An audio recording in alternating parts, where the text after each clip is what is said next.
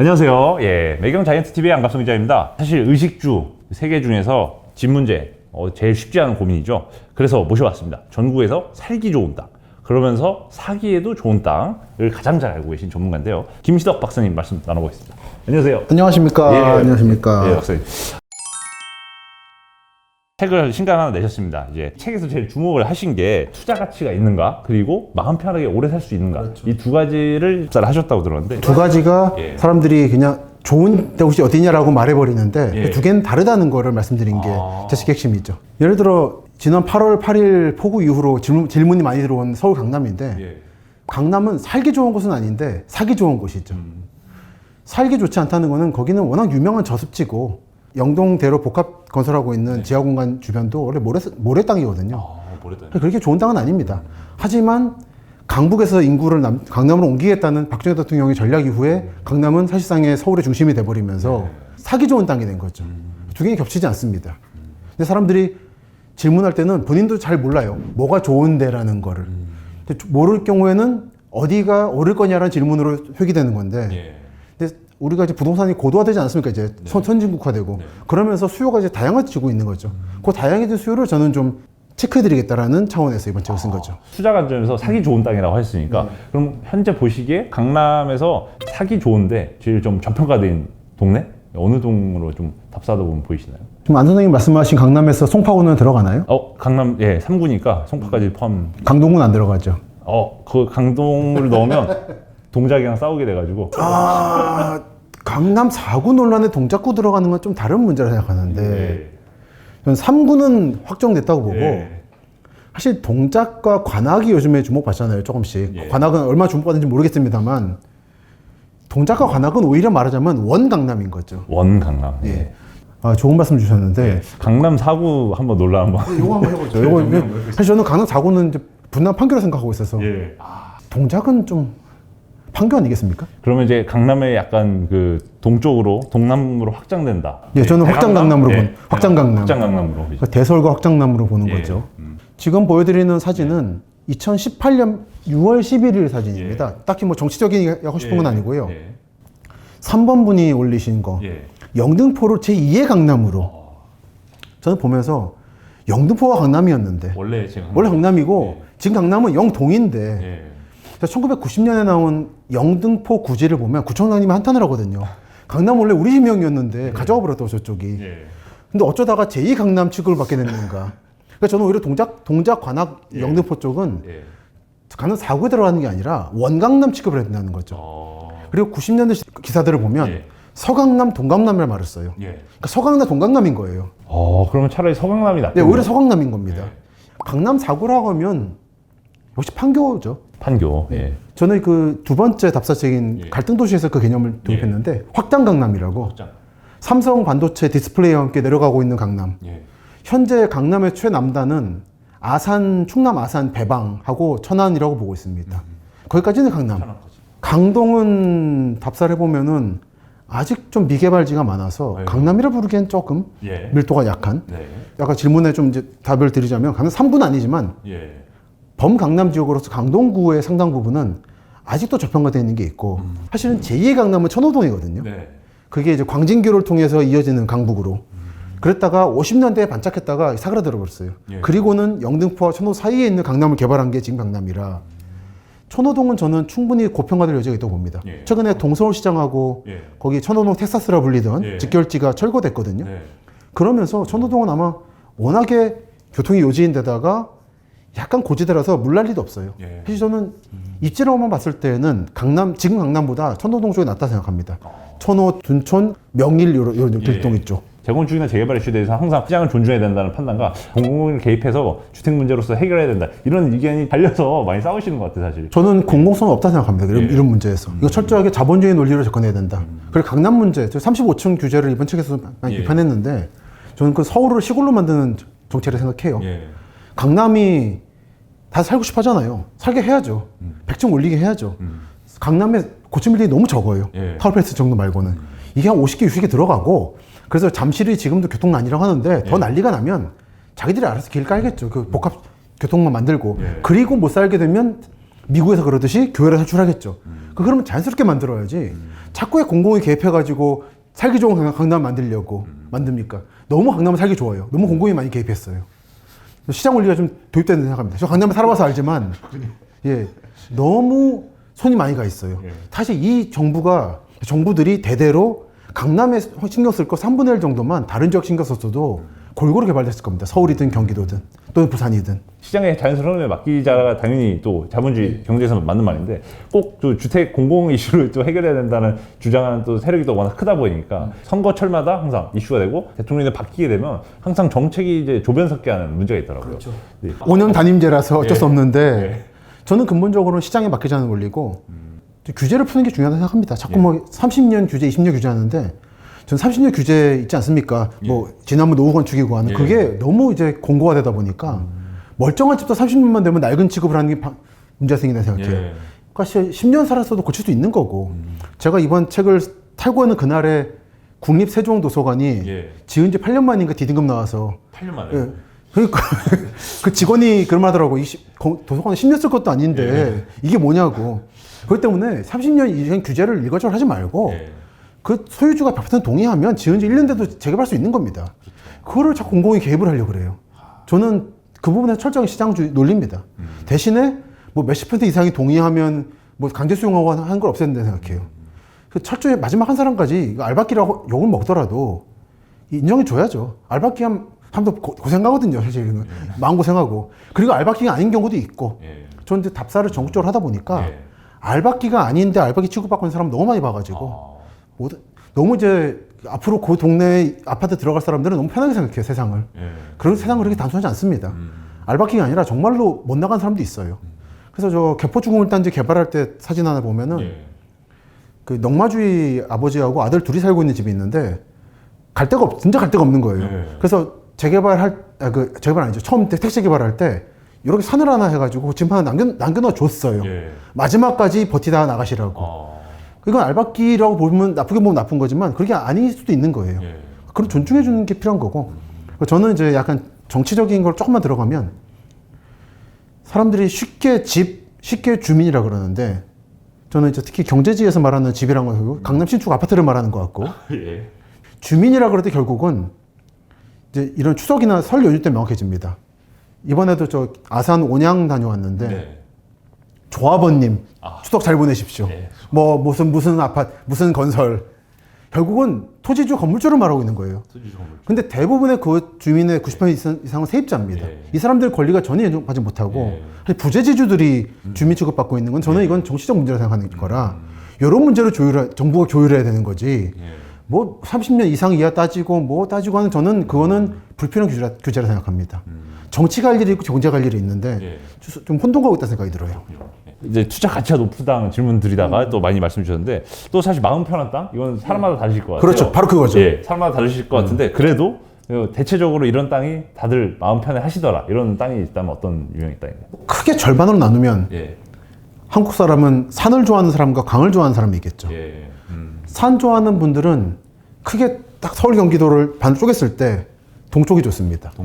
예를 들어 남한산도 있고 가평, 양평도 참 좋은 산악 지역이고 그리고 저는 개인적으로 추천하는 게 우리 방송 찍기 전에 우이신설점 말씀을 드렸는데 그 우이동이나 이쪽 참 좋아요.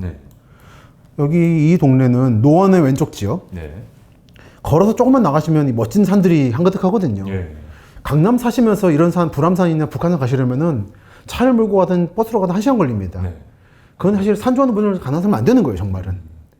바로 이제 우이동에 아파트 짓고 사시면서 딱 문 열고 5분 거리면 산 멋진 거 나오는 그런 데 사시는 게 맞는 거죠, 정말은. 여유 있으신 분들은 집 2개 가지고 강남하고 이렇게 2개 하시면서 그게 좋고요.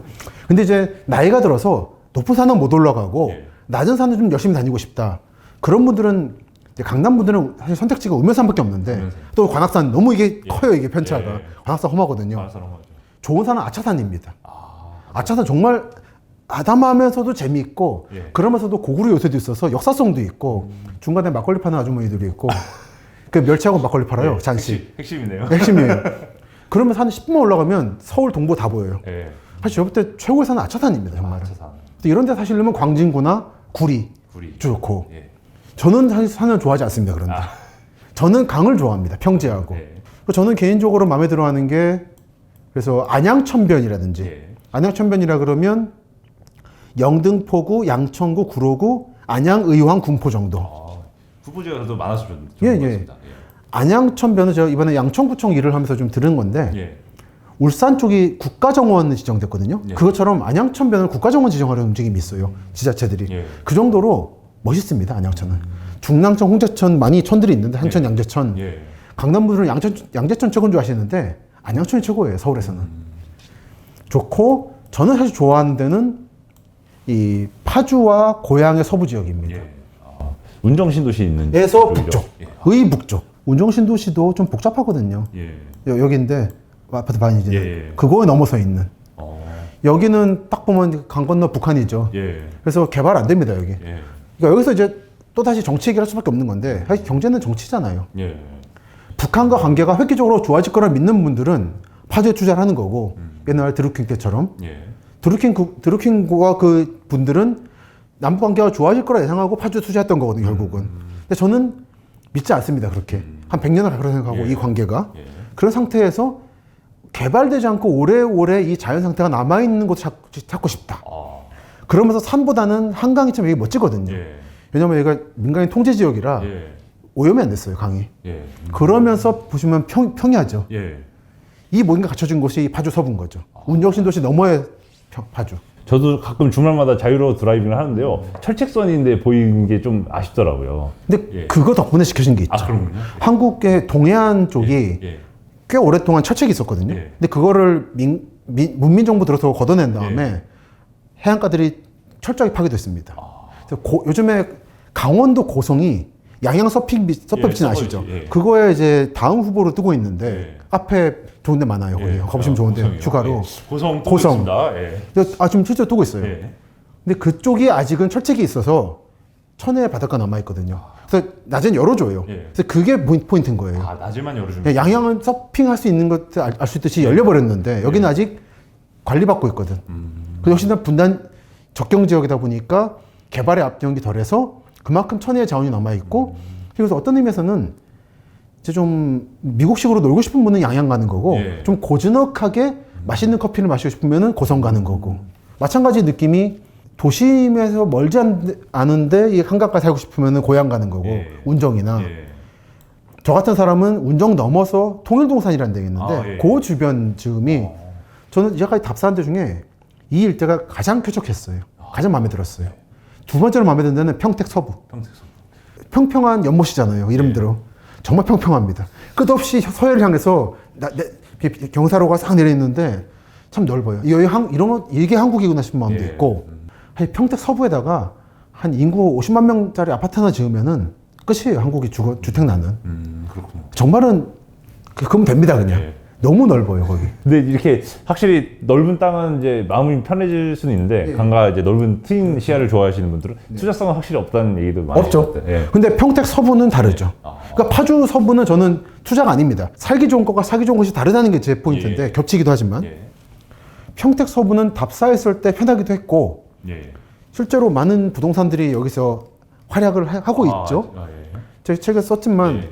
평택 서부는 서해선 열차가 통하잖아요. 예. 이제 충청남도 홍성군에서 여의도까지 1시간. 예. 이제 홍성도 대서울입니다. 그래서 이미 뭐 들썩들썩해요. 화성 향남이나 예. 평택의 안중 이런 데들, 포승 이런 데들. 예. 그래서 이미 기획 부동산들이 몇 년 전부터 열심히 하고 계셔서 어떤 분의 그 블로그 글을 제가 인용해 놨는데 네. 평택 서부 말하는 사람들은 전부 기획 부동산 같다고 하나도 믿을 수가 없다고 그 정도로 구석구석 이미 들어가 있습니다. 예. 그 정도. 하지만 저는 평택 서부가 가지고 있는 가치, 특히 화성까지 포함해서 예. 이제 향남 우정 이쪽 생각하면 아직도 저는 이 부분은 저평가 됐다고 볼 여지가 있고 앞으로 개발 여지가 크다고 봅니다. 예. 특히 구입할 만한 곳이라는 개념에서는 예. 평택보다는 화성 쪽이 더 가능성이 크죠. 화성은 워낙에 뜨고 있는 도시잖아요. 예. 그건 아시죠? 예. 뭐 CNN은 지적했나? 앞으로 2050년대 세계 10대 도시라고. 신뢰성이 좀. 뭐 그렇습니다만 그런 말이 나올 정도로 예. 화성은 동탄이 다 끌고 있었는데 예. 동탄은 너무 동쪽이 치우쳐 있거든요. 예. 근데 중부 지역의 봉담이라든지 향남 이런 곳들이 튼튼합니다. 예. 특히 향남은 제약단지가 있어가지고 예. 그 주식하는 분들도 많이 아실 거예요. 각종 여러분이 투자하시는 회사들이 대부분 향남에 있습니다. 예. 그러다 보니까 저는 이쪽 가능성이 있다고 봅니다. 화성 쪽, 서부 지역. 저 어떻게 보면 투자성도 있고 마음도 편해지는 예, 그렇습니다. 탁 트여 있는. 하고 이제 송산 그린시티까지. 송산 그린시티는 뭐 어떤 점에서 좀 좋게 보시나요? 여기는 바로 넘어가 안산이고 예. 인천이죠. 예. 시흥 인천이라 예. 사실상 이 만을 시화호로 둘러싸고 예.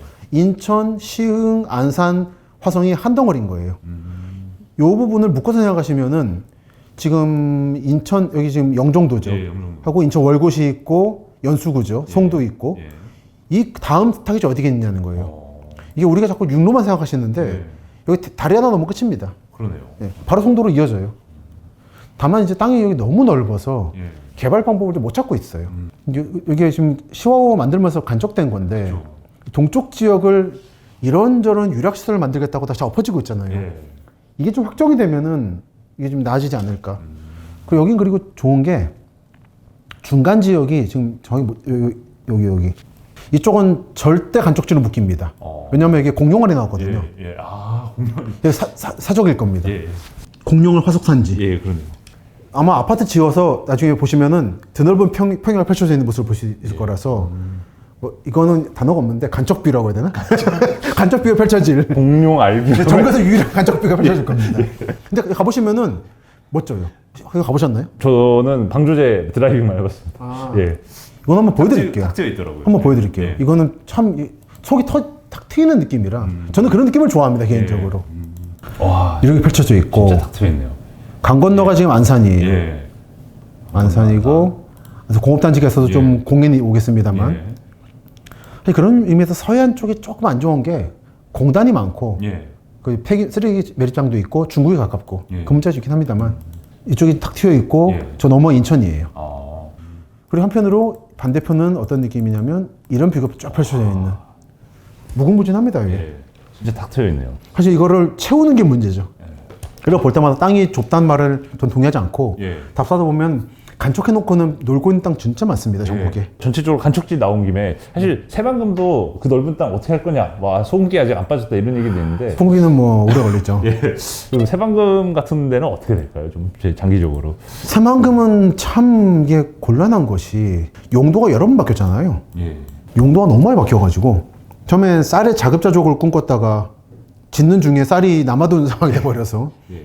그다음에 공장을 만들려고 했는데 새만금 방조제 위에 있는 군산의 공단 지역에 예. 현대조선하고 GM대우 있다가 한때 망했었잖아요. 예.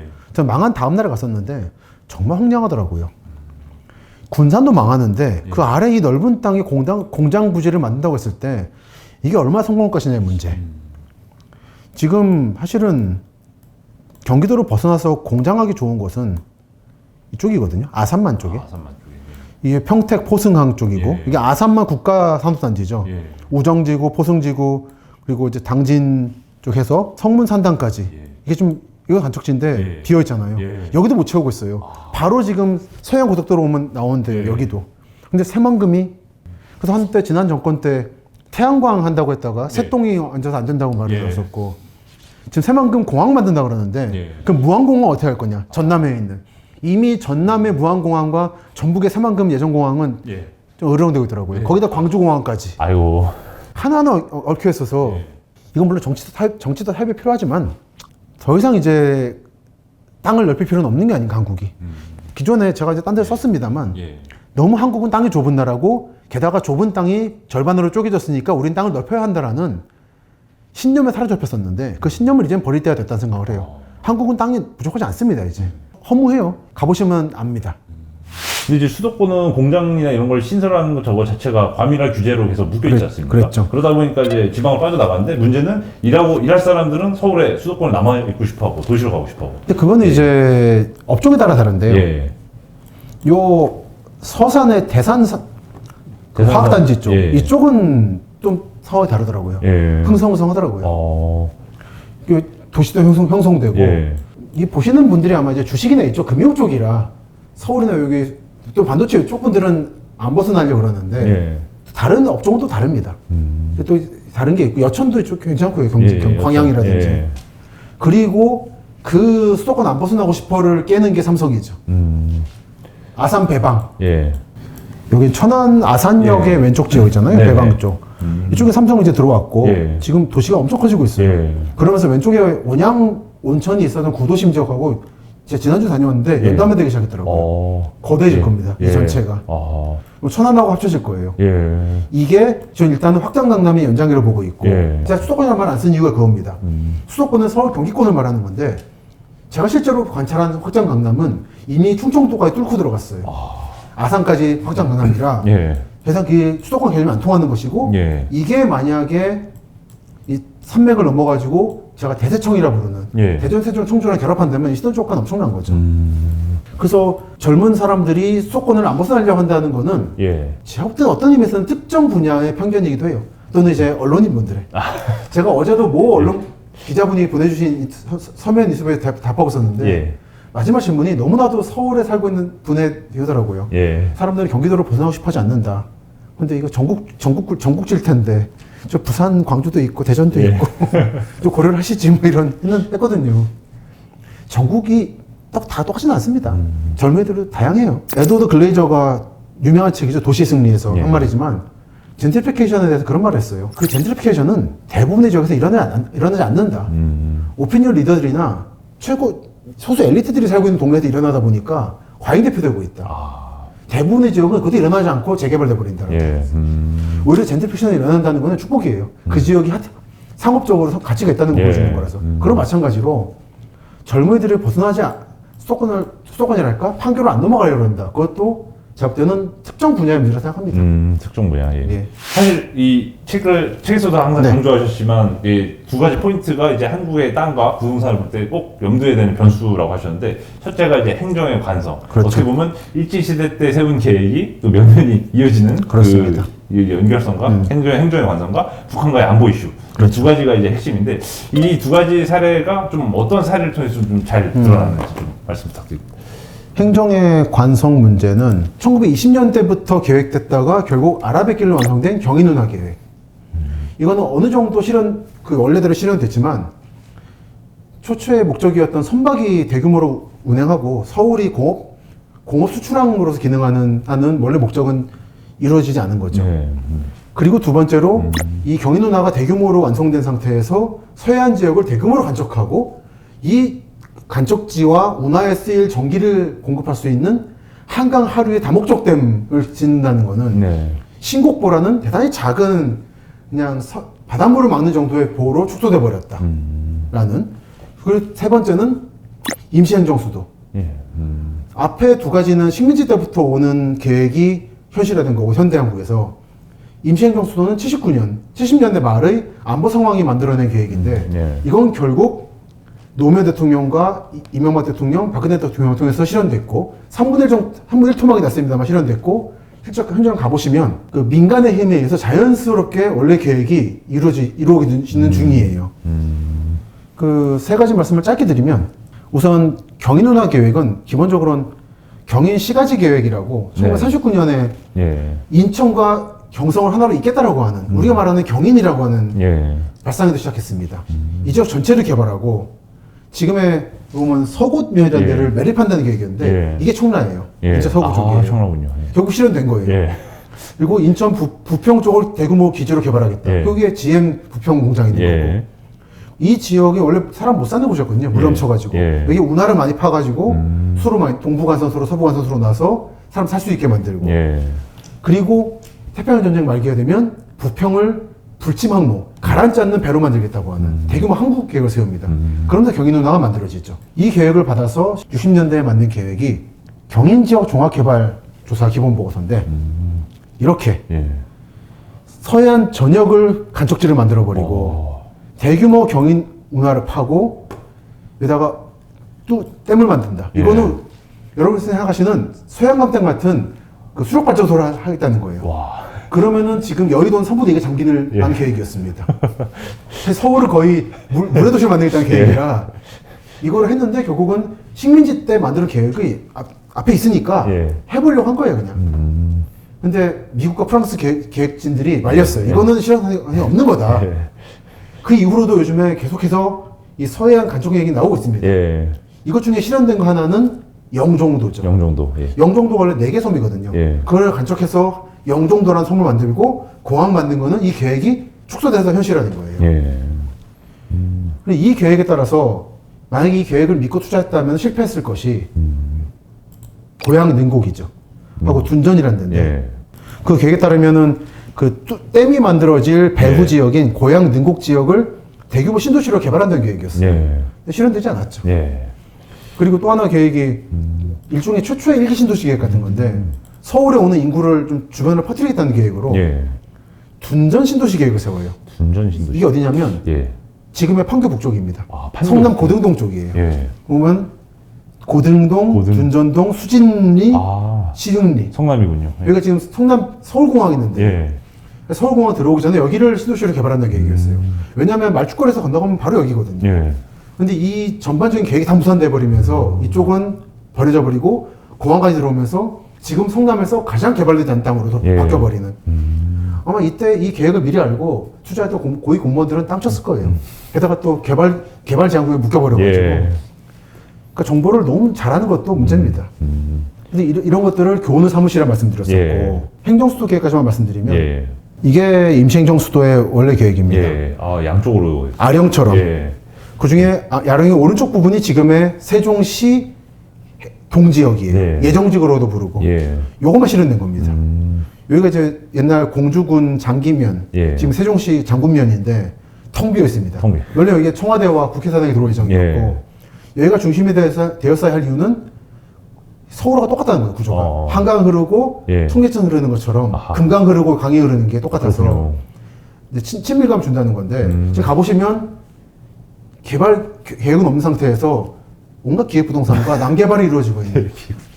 그리고 이걸 뛰어넘어가지고 이거 지금 공주시거든요. 예. 공주시가 남쪽이 여러분이 생각하시는 백제의 수도 공주예요. 예. 근데 이쪽을 개발할 수가 없잖아요. 예. 그래서 이 강 건너가 지금 신도시로 개발되고 있어요, 공주가.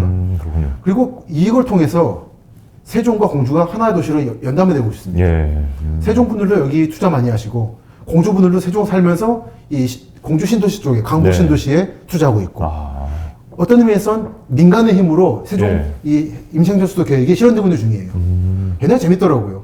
결국은 이게 처음 개발할 때부터 억지로 만든 게 아니라 지형 다 계산하고 예. 주변 상황을 파악해서 만든 거다 보니까 이거는 시간이 지나서 내버려만 두면 혹시 정부 신경 안 쓴 거잖아요, 이거를. 예. 박정희 대통령 시해 당한 다음에 예. 그냥 흘러간 거예요, 이렇게. 이때 79년 시점에 수많은 고위급들이 투자 많이 했다더라고요. 예. 한 50년 투자한 건데 지금 빚 보고 계실 겁니다. 예. 많이 올라가지고. 예. 50년 기다려서 예. 빚보고 요게 이제 행정의 연속성. 예. 근데 모든 계획대로 가지는 않는다. 예. 그리고 한 가지만 이제 다른 걸 말씀드리면은 철도 문제를 좀만 말씀드릴게요. 예. 이건 이제 토지 문제였고 철도 문제가 중요한데 예. 이거는 아직 한 번도 딴 데서 말씀 안 드린 건데 이 기사를 보십시오. 예. 1965년 7월 3일 65년. 요때가 좀 이제 대선과 지선이 저희 국회의원 선거가 있어가지고 예. 난리였거든요, 공약들이. 와, 65년이면 이때 선거가 예. 한국 역사상 가장 콘딱한 선거였습니다. 예. 수많은 철도 노선들을 기공까지 하고 싹까지 푸고 예산도 설정했는데 예. 많은 부분이 실현 안 됐어요. 와. 그래서 제가 늘 누누이 말씀드리는 게 예. 여러분들 집 앞에 땅 팠다 그래서 철도 완성되는 아닙니다. 와, 진짜 소름 돋네. 근데 많은 분들이 계획을 하면 놓는 줄 아시는데 예.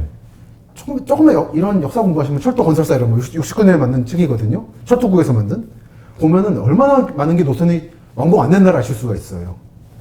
허무할 정도입니다. 아, 박정희 대통령 와서 커팅까지 하고도 안 돼요. 깜짝 놀랐습니다. 그러니까 이거를 예. 너무나도 순진하게 예. 국가가 계획선이 이루어질 거다를 믿으시는데 예. 안 되는 거고. 그래서 이제 GTX 같은 것도 마찬가지인 거죠. 강남 통과하는 A하고 C는 될 거라고 보는데 예. 노선이 얼마나 될지 모르겠어요. 정말 다 실현될지는. 예. 그 강남을 통과하지 않는 채산성이 떨어지는 것들은 과연 어떻게 될 것인가. 최근에 신림선 개통한 경전철 예. 또는 우이신설선 타보면 예. 아시겠지만 너무 협소하거든요. 협소한데 이해가 됩니다. 어떻게든지 그렇게라도 완성을 시켜놔야 완성이 되는 거지. 이거를 정말 필요한 만큼의 용량으로 했다가는 그냥 엎어지는 가능성이 있는 거예요. 예. 그래서 파놓고 개수해가지고 쓰겠다는 건데 그렇게 되면 결국 개수 비용이 원래 처음부터 넓혔으면 되는 비용보다 더 듭니다. 지하 공사는 쉽지 않거든요. 예. 이것도 이제 엎어진 철도입니다. 광주선이라고 예. 광주 KTX 통정역 예. 그리고 광주역에서 예. 지금 이제 끝나는데 열차가 예. 원래는 담양까지 열차가 갔었어요. 담양하면 소세원 있고 예. 죽제품 유명하고 예. 이게 일제 때 여기까지 만들었었고 예. 담양 죽제품이 원래는 그렇게 유명한 게 아니었다가 예. 일제 때 이 담양선을 놓으면서 유명해졌어요. 전국화 됐어요. 그렇군요. 그랬다가 열차가 이제 저 남원 정도까지 연장할 계획이었습니다. 예. 근데 전쟁 때문에 엎어졌어요. 공사하다 말고 흔적이 지금도 곳곳에 남아 있는데 네. 이거를 박정희 정부가 이어가지고 남원까지 있고 이거를 경북 김천까지 이어서 한반도를 동서로 관통하는 철도를 놓겠다고. 이게 사실 한국이 철도 문제가 자꾸 서울 중심으로 이렇게 방사선을 예. 퍼져나가거든요. 예. 이게 관통이 필요해요. 이게 잘 안 되거든요. 그래서 이거 해보겠다는 건데 엎어졌죠. 근데 이거 됐었으면은 예. 보면 대단했었어요. 우리나라의 동해 북부에서 서해 남부까지 연결하는 최대의 종간선으로서 예. 공업지대와 농업지대를 연결하여 지역사회 개발에 기여하게 될 것이다. 얼마나 많은 사람이 투자했겠습니까? 예. 연간 여객 3,200만 명과 1만 5천 톤의 화물을 수송할 계획이다. 화려하지 않습니까? 예. 안 됐죠. 그러니까 이런 게 너무 많습니다. 여러분 믿으시면 안 돼요. 제가 이 책 가져왔습니다만 이 책도 거의 뭐 보여드릴 일이 없는 책인데 예.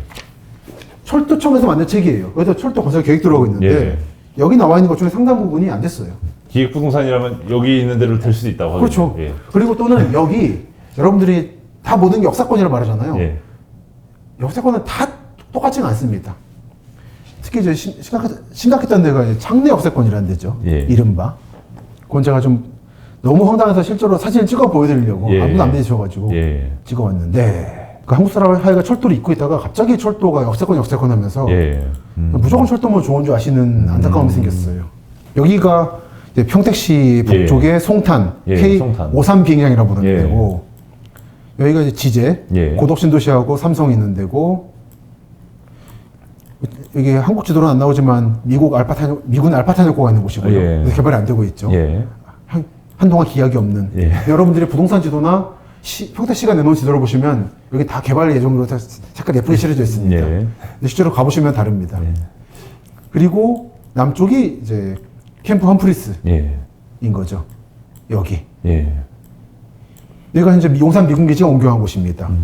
북한으로부터 한국을 지키는 곳이고 사실은 우리 모두 알지만 쉬쉬하는 게 중국을 방어하는 거죠. 예.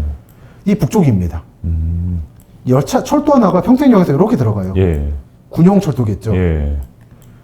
요 근처에 조그만 역이 하나 있어요. 여기도 여기 있네요. 이게 그러니까 역은 역인데 예. 이제 전문 용어로는 신호장입니다. 신호만 주고받는 무인역이에요. 여기가 땅값이 엄청나게 올랐습니다. 그 미군기지 바로 옆이잖아요. 예. 저 이태원에 이런 것처럼 대규모 기촌이 될 거고 개발될 거다. 여기가 예. 이 드넓은 평지가 뭐 도로가 없고 철도만 있는데요. 예. 철도도 예. 이게 그 철도가 아닌 겁니다. 예. 정규역도 아니고. 종교역이 아니에요. 예. 근데 사람들이 역세권 이러면 다 저 이런 동탄역, 광교중앙역 예. 또는 그 강남역을 떠올리는 거예요. 근데 이게 청대 신도장입니다. 여기는 보면 참 불판이. 절대적으로 농사짓기 좋겠더라고요. 예. 널찍하고 오히려 군부대 옆이라 개발될 염려가 없어서 예. 정말 여러분이 땅값 안 오르고 개발 압력 없는 땅을 찾으시면은 군부대 옆이 좋습니다. 특히 미군 부대 옆이 좋아요. 미군 부대는 잘 안 옮기거든요. 예.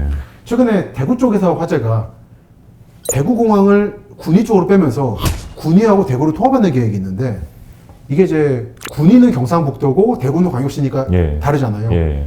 군위가 대구에 넘어가 버리면 경상북도 영역이 작아져서 그렇죠. 경북에서 약간 좀 불만이 있어요. 음. 근데 이건 넘어갈 수도 있는데 마지막은 대구공항을 쓰고 있는 미군의 허락을 받아야 됩니다.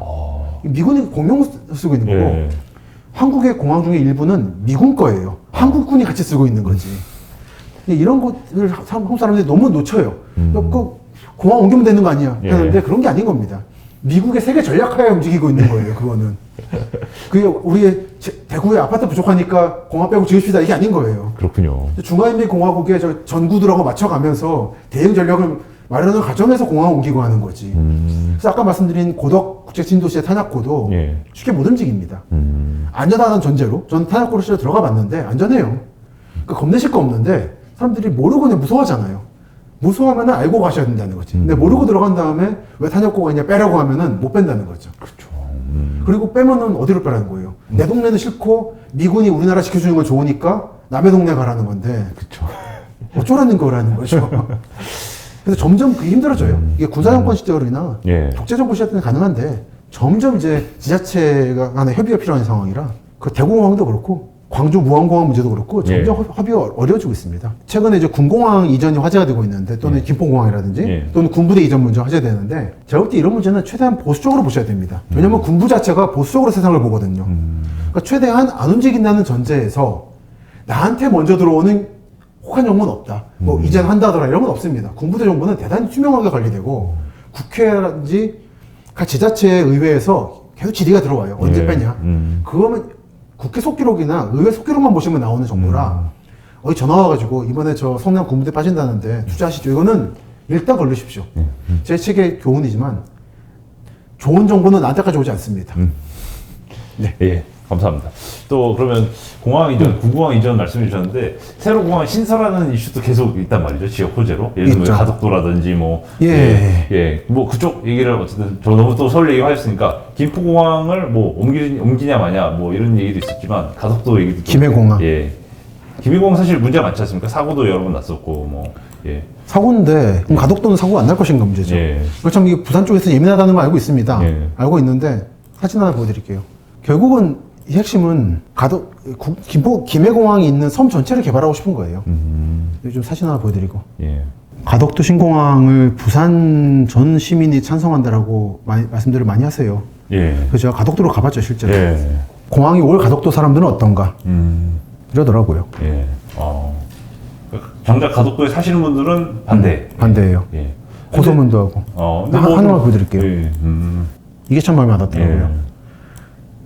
가덕 신공항 유권자 적은 게 천추의 한이다. 유권자 10,000명만 되어도 이런 개무시하겠나. 이게 다 가덕도의 분위기고 예. 그 KTX 부산 경상도 지역 공사할 때 그렇게 환경단체들 반대가 많았거든요. 예. 근데 이번에 가덕도 가서 이 가덕도 신공항 개발에 반대하는 환경단체가 몇 개나 있나 찾아봤는데 참 적더라고요. 예.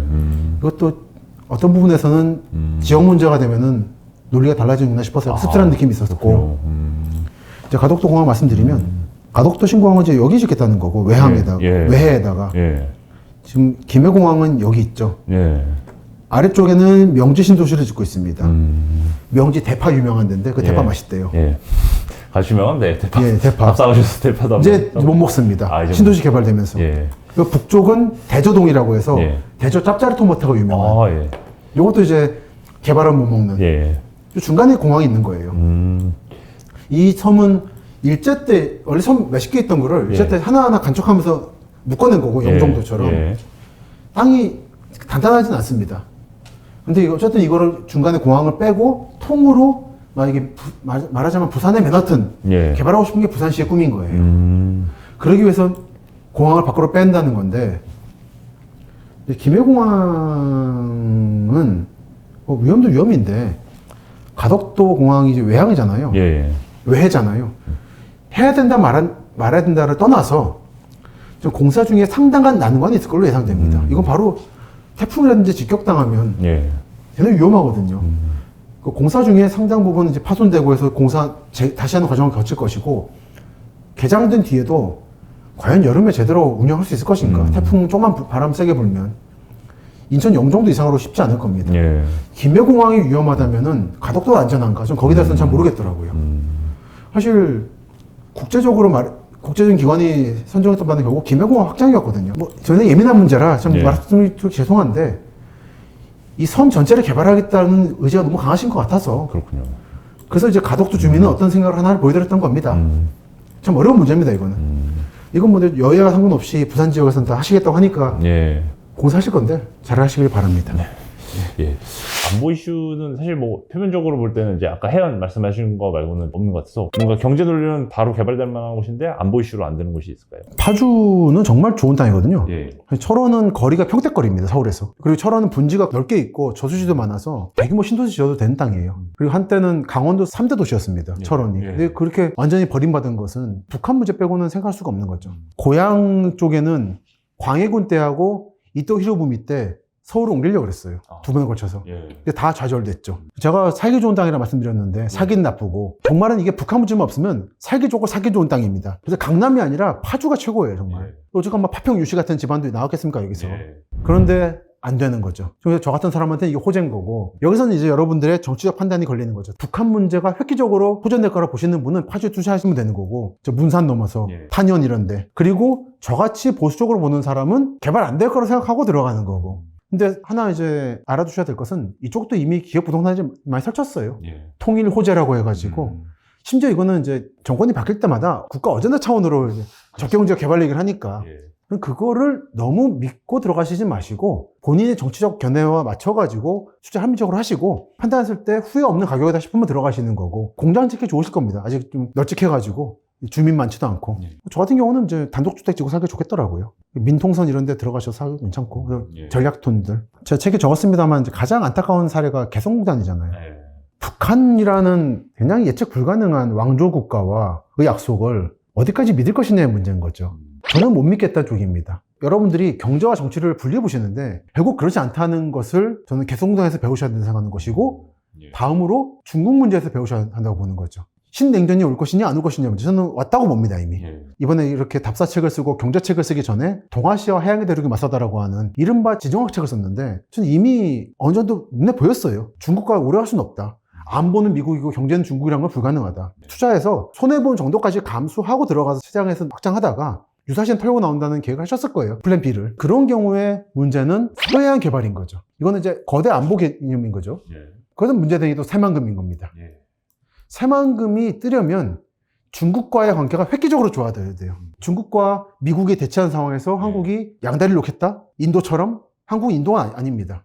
한국이 세계 10대 강대국이긴 하지만 한국은 타이완급의 반도체를 가지고 있는 강대국인 거지 인도 정도로 아대륙이 아니에요. 체급 차이는 인정해야 되는 겁니다. 한국은 한미 안보 체제로 갈 수밖에 없는 것이고 그러면 중국과의 경제 문제는 지금 반도체 문제에서 보듯이 5G라든지 영향받을 수밖에 없다. 중국과의 관계를 개선된다는 전제하에서 개발되고 있는 서해안 전역에 대한 투자 계획들은 여러분들이 신중하게 판단하실 필요가 있다. 결국은 거대한 경제 투자는 정치 문제입니다. 저는 이 말씀을 드리고 싶어요. 강남 물난리 나면서 말씀 많이 해주셨지만 사실 물난리가 강남만 일어나는 것도 아니고 전국 방방곳곳에 다양한 재난 위험이 도사리고 있는데 이런 지역은 이런 조건 때문에 위험하다. 재난 위험이 있다. 이런 지역이 있을까요? 좀 크게 세 가지는 문제인 것 같아요. 홍수, 산사태, 지진. 강남 지역 침수했잖아요. 8월 8일, 9일 사이에.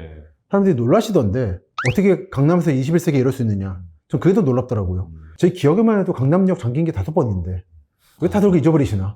저 강남 고속터미널에 잠긴 거를 87년에 봤거든요. 그때 지하상가 다 잠겨가지고 떨이 판매하고 그랬어요.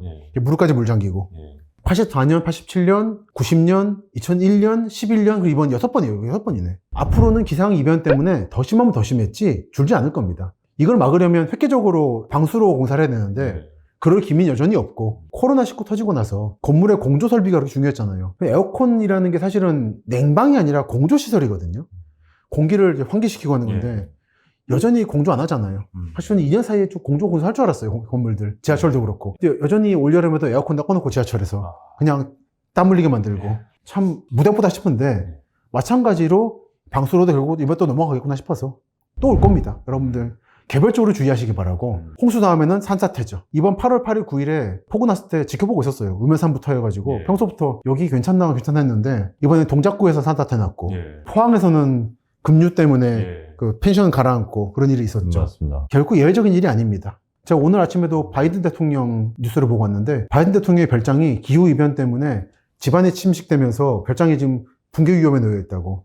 미국 동부 지역의 별장들이 다 그래요. 한국의 강가에 있는 펜션들 또는 리버뷰, 오션뷰라고 불리는 아파트 집들. 저는 이제 그 오션뷰, 리버뷰란 말은 수해 위험 지역의 다른 말이라 생각합니다. 그리고 숲세권이란 말은 산사태 위험 지역의 다른 말인 거고. 이게 안전이라는 근본적으로 결락 빠져있다 보니까 올해 경제 관점과 창문 열면 새소리 들린다고 하는 이 농업적 관점으로 보다 보니까 그 위험이 반갑됐다 생각합니다. 서울 곳곳에만 해도 채석장이었던 데를 아파트 지은 데가 많거든요. 옹벽 이렇게 있고. 결코 좋은 게 아닙니다. 옹벽 옆에 있는 거는.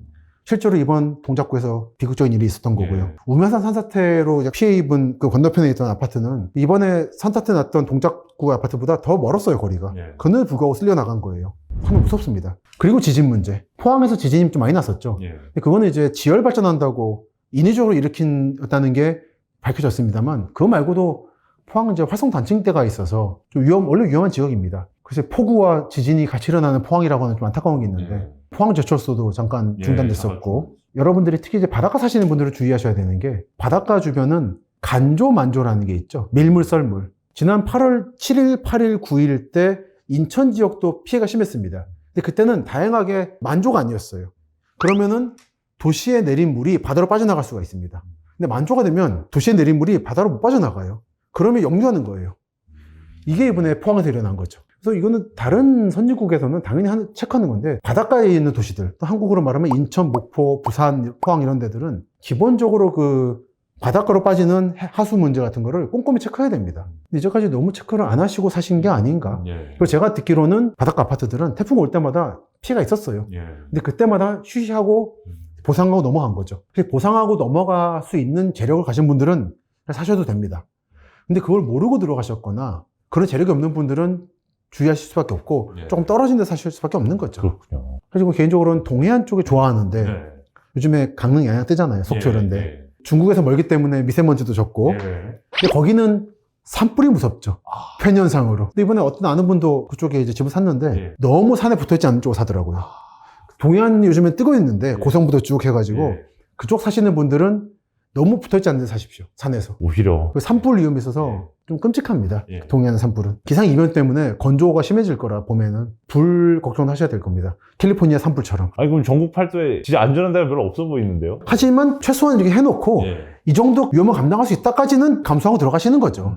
절대 안전한 데는 없는데 정말 위험한 데는 좀 피하시라는 정도. 그래서 이번 책을 제가 우리는 어디에 살아야 하는가를 썼지만 최소한 우리는 어디에 살면 안 되는가를 말씀드린 책입니다. 요거는 최대한 최소 공배수로서 요거까지는 피하자. 나머지는 감수할 수 있는 것이고 그 중에서 이제 경제 논리로서 투자구도 찾자라는 게 제 책의 근본 취지입니다. 환경, 공해라든지 이런 변수는 사실 임장을 통해서만 알 수 있는 것들도 많을 텐데 실제로 임장하시면서 진짜 지도상으로는 너무 입지가 완벽해 보이는데 공해라든지 악취라든지 생활 소음 뭐 이런 변수가 많았다. 이런 사례가 좀 있을까요? 상권 고르실 때는 그 유명한 거 있잖아요. 6개월간 내가 원하는 상권 거기에 카페에 앉아서 체크하라고. 집 살 때는 그렇게 안 하시더라고요. 차 타고 슉 가가지고 그냥 토요일 밤에 일요일 밤에 가서 체크하고 그냥 사버리잖아요.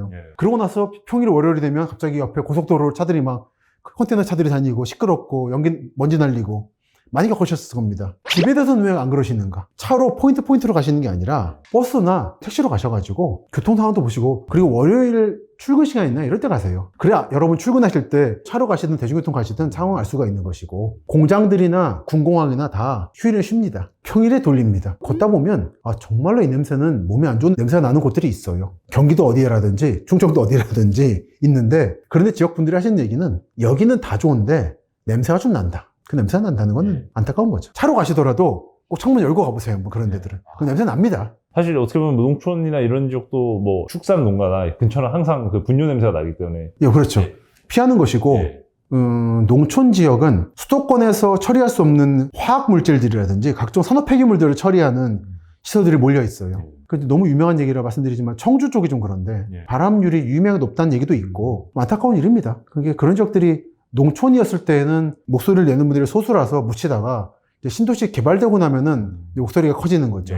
그래서 이제 주민분들이 모르고 분양받고 들어갔다가 뒤늦게 알고는 이제 대책위원회를 마련하고 하는 건데 그 전에 미리미리 체크하시고 들어가시라. 그거는 여러분들이 조금만 발품하시고 그림지도 말고 위성사진 보시면 나오거든요. 공업단지. 파란색으로 지붕도 옆에서 보입니다. 한번 냄새 맡아보시고 하면 금방 아실 수 있는 겁니다. 그 정도 발품은 파시라. 마지막으로 사실 뭐 임장하실 때 그냥 둘러만 보실 수는 없는데 답사하시면서 어떤 점에 좀 중점을 두시면서 답사를 하시는지. 저는 운전면허가 없습니다, 실제로. 그래서 정말 대중교통을 다니는 것이고, 그러면 다니면서 이어폰 꽂고 다닐 때도 있는데, 기본적으로는 열어놔요, 귀를. 무슨 말들 하나, 이 사람들. 그럼 정말 많은 정보가 들립니다. 그리고 카페나 식당도 가고, 그냥 가서 딱 찍고 그냥 내가 사고 싶은 거 하고 나오는 게 아니라, 좀 있어보세요, 몇 시간씩. 두리번 하고. 그러다 보면 여러분이 생각하시는 것 이상으로 많은 정보를 몇 시간 내로 얻으실 수가 있습니다. 그걸 귀 기울이실 것. 현지 사정은 현지인이 제일 잘합니다. 그렇다고 원주민 부동산 가시라는 얘기는 아닌 거고, 노인정 가서 인사하고 말씀도 좀 들어보시고, 가면 적극적으로 좀 여쭤봐요. 자기 방어적인 데서 시작된 거긴 한데, 이런 남자가, 40대 남자가 혼자 이렇게 다니고 있으면은, 건설업체 직원 아니면은 구청 공무원이거든요. 우리 동네 개발하러 왔다는 오해를 진짜 많이 받아요. 제가 그래서 카메라도 안 들고 다닙니다. 괜히 오해받기 싫어가지고, 찍고 빠지는데 스마트폰으로. 이제 그러다가 이제 신경 쓰이는 곳은 물어보는 거죠. 먼저 인사하고 가서 물어보고 하면은, 어떻다 하고. 그리고 이제 정말 좀 마음에 드는 곳 있으시면은, 한 3개월 살아보세요. 슈퍼라든지 예. 친해지면은 한국 사람들은 이제 말하기 좋아해서 꽤 많은 걸 알려줍니다. 어떤 분들은 이제 보니까 한 1, 2년 사니까 개발 정보도 알려주고 그런다고. 주변 농민들이. 일산 신도시 너머에 있는 어느 지역 개발을 요즘 많이 하고 있는데 어떤 택시기사분이 똑같이 지금 말씀하시더라고요. 1, 2년 하니까 거기 농민들이 그런 데 해주더라. 그때 딸이 사자고 했는데 내가 싫다고 했다가 후회하고 있다 이런 얘기들. 현지인들하고 많이 좀 해보시라. 자가용으로 가시면은 그런 거 못합니다. 적극적으로 못 하실 거면 최소한 대중교통으로라도 가시라. 그게 최고의 조건인 것 같고. 40, 50대 고민이라고 하면 이제 내 집 마련을 하신 분들은 더 살기 좋은 곳은 어딘가, 아니면 귀농해가지고 뭐 자신만의 전원주택에 대한 로망을 꿈꾸시는 분도 있을 것이고, 어떤 분들은 실거주택이 하나 필요한데 어디가 좋을까 고민하시는 분들도 있을 것 같은데, 한번 저희 구독자분들을 대상으로 한번 한 말씀 부탁드립니다. 뭐 경제적으로 현명한 투자를 하시는 분들에 대해서는 제가 드릴 말씀은 없고요. 귀농하시는 분들께는 좀 드릴 말씀이 많은데, 귀농은 쉽게 생각하시면 안 됩니다. 어떻게 힘들어지는지에 대해서는 제 책에서도 말씀드렸고 주변에도 많은 사례가 있는데, 열차가 있는 역에서 평지 15분 넘어가면 힘드시더라고요. 기존의 농촌이 형성되어 있는 지역에 들어가셔서 적응하시는 건 어려운 일입니다. 상당히. 그 지역에 연고가 있거나 어릴 때 살다가 출향한 분들도 돌아가면은 1, 2년 고생해요. 1, 2년 다 모든 경조사 챙기고 철마다 찾아뵙고 인사하고 해야 그때서야 마을 주민으로 받아들여 줍니다. 안 그러면 정말 도시에서 상상할 수 없는 일들이 일어나기 때문에 충분한 각오를 하고 가시고, 저는 그래서 자주 추천하는 것은 기존에 마을이 형성된 데 말고 농촌 마을 하나를 새로 만들어서 뜻 많은 분이 동시에 들어가시라. 그런 말씀을 드려요. 용인 이천도 많이 찍어드렸는데 전원주택지기 좋거든요. 그런 데에서 마을이 힘이 약한 데들이 있습니다. 그런 데로 개발에 들어가시면 괜찮아요. 그럴 때 이제 물론 문제가 도로하고 물인데, 그런 문제는 좀 잘 체크하고 들어가시고요. 이게 한국 정부가 재난지도 같은 거 공개 잘 못하는 것도 있는데, 민원으로 이런 물 같은 것도 잘 체크를 못해요 사실은. 제 주변의 사례들을 들어보면 그 용수 부족이 심각합니다. 전원주택 지으실 때에는 꼭 물을 챙기셔야 됩니다. 수돗물이 안 나온다는 전제로 생각하셔야 되고, 우물을 파게 될 겁니다. 근데 아래쪽에 마을 아래에서 이미 우물 팠으면은 우리 집까지 물이 안 옵니다. 그럴 때는 이제 마을 주민과의 합의가 필요한데, 이장님께 찾아가서 좀 인사도 드리고, 그게 참 쉽지 않은 일일 것이다라는 말씀을 미리 드리니까 웬만하면 귀농하지 마시고 도시 사십시오. 예, 이상 자이언트TV의 양국성이었습니다. 감사합니다. 감사합니다.